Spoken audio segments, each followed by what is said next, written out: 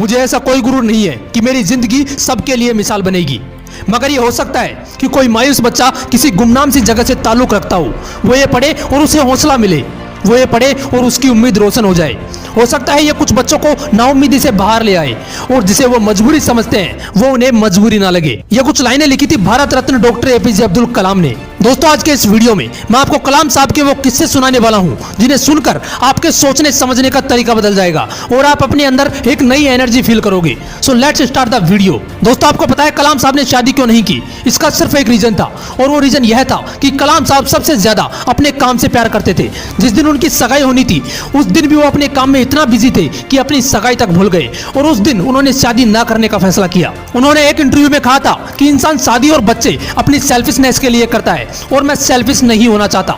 मैं अपनी पूरी जिंदगी इस देश को समर्पित करना चाहता हूं। दोस्तों, बात है 10 अगस्त 1979 की। 19 साल की मेहनत, 23 मीटर लंबा SLV-3 रॉकेट 17 टन का वजन लेकर 7:58 पर आसमान में उड़ा। यह रॉकेट 4 स्टेजेस में था और यह सिर्फ एक रॉकेट नहीं था, यह सपना था उन तमाम लोगों का जो इस प्रोजेक्ट में शामिल थे और इस प्रोजेक्ट के डायरेक्टर थे कलाम साहब। वो रॉकेट पहली स्टेज तो पार कर गया, लेकिन दूसरी स्टेज में जाने के बाद रॉकेट ने काम करना बंद कर दिया और 317 सेकंड के बाद कलाम साहब और कई लोगों का सपना कचरा बनकर श्रीहरिकोटा से 560 किलोमीटर दूर समंदर में जा गिरा। दोस्तों, क्या हालत हुई होगी उस वक्त कलाम साहब और उनके बाकी साथियों की जब उनके 19 साल का सपना कुछ ही सेकंडों में समंदर में कचरा बनकर बिखर गया। कलाम साहब कहते हैं कि उस वक्त मैं अंदर से इतना टूट गया कि मैं अपने बिस्तरों में जाकर धंस गया और मेरी आंखों से आंसू बहने लगे। लेकिन दोस्तों, कलाम साहब हार मानने वालों में से नहीं थे। वो कहते थे कि पहाड़ की चोटी पर उतरने से पहाड़ पर चढ़ने का तजुर्बा नहीं मिलता, जिंदगी पहाड़ की चढ़ानों पर मिलती है, चोटी पर नहीं। कलाम साहब भी इसी तरह एक एक कदम आगे बढ़ाते रहे और दोस्तों, एक साल बाद 18 जुलाई 1980 सुबह 8:03 पर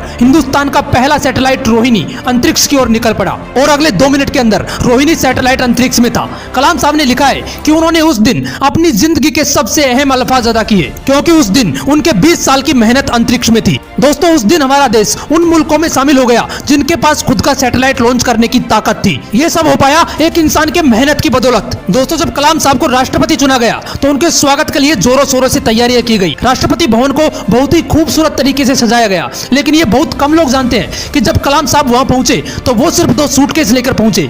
एक सूटकेस में कुछ कपड़े थे और दूसरे में किताबें। इसे कहते हैं किताबों से प्यार। अगर इस वीडियो को कोई स्टूडेंट देख रहा है तो एक बात हमेशा ध्यान रखना कि जितना आप किताबों से प्यार करोगे ये किताब आपको उतना ही बड़ा बनाती चली जाएंगी। ये किताबें ही थी जिन्होंने कलाम साहब को इतना बड़ा बना दिया। आपको पता है पूर्व राष्ट्रपति कलाम साहब सादगी और ईमानदारी जैसे गुणों की मिसाल थे जो आज के राजनीतिक परिदृश्य में दुर्लभ हो चले हैं। एक बार कलाम साहब का पूरा परिवार उनसे मिलने दिल्ली आया। उनके 90 साल के बड़े भाई से लेकर उनके 1.5 साल की परपोती तक टोटल 52 लोग थे। सभी को राष्ट्रपति भवन लाया गया जहां पर वो 8 दिन रुके। दोस्तों, आपको जानकर हैरानी होगी कि उन 8 दिनों में जितना भी खर्चा हुआ चाय से लेकर खाने तक का, वो सारा खर्च कलाम साहब ने अपने पर्सनल अकाउंट से दिया। करीब 3,52,000 रुपए का चेक काटकर राष्ट्रपति कार्यालय को भेजा। इसलिए कलाम साहब ईमानदारी की मिसाल थे, ना जात धर्म ना कोई भेदभाव। मैंने कुछ लाइनें पढ़ी थी जो कलाम साहब के लिए कही गई थी। था बंदा इस्लाम का वो, पर कभी न ऐठा करता था, जब भी चाहा संतों के चरणों में बैठा करता था।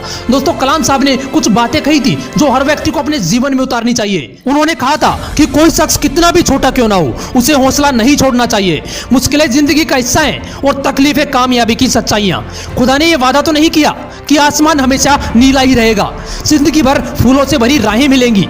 खुदा ने यह वादा तो नहीं किया कि सूरज होगा तो बादल नहीं होंगे, खुशी होगी तो गम नहीं होंगे, सुकून होगा तो दर्द नहीं होगा। ये जिंदगी की सच्चाई है कि अगर हमें एक सांस लेंगे तो एक सांस छोड़नी पड़ेगी। अगर कुछ हासिल करना है तो कुछ खोना भी पड़ेगा। इसलिए अगर सूरज की तरह चमकना चाहते हो तो सूरज की तरह जलना सीखो।